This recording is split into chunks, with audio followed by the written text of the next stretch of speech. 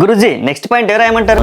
హిందువుల్ని ఆదుకోవడం కోసం, హిందూ ధర్మ పరిరక్షణ కోసం హిందూ శక్తి అనే ఒక కమిటీని ఏర్పాటు చేసి 1000 కోట్ల రూపాయల నిధులు కూడా ఏర్పాటు చేస్తామని. ఏంటి గురుజీ, దేశంలో మత కలహాలు సృష్టిద్దాం అనుకుంటున్నారా?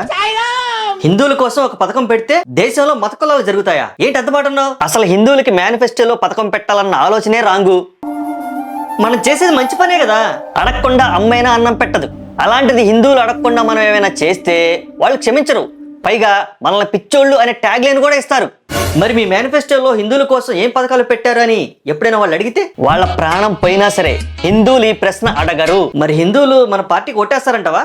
వేరే పార్టీలకి వేస్తే ఎలాగో చేస్తారు కాబట్టి చచ్చినట్టు మన పార్టీకే వేస్తారు. మరి హిందువులు అనకండి.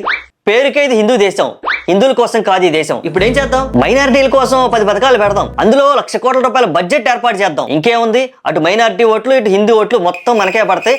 ఆల్ సెట్ మన పార్టీ గెలుస్తుంది. ఇంకెందుకు, ఫ్లోలో వెళ్ళిపోదాం, లాగిచ్చేద్దాం. మైనారిటీలకి 10 పథకాలు, అలాగే 1,00,000 కోట్ల రూపాయల బడ్జెట్.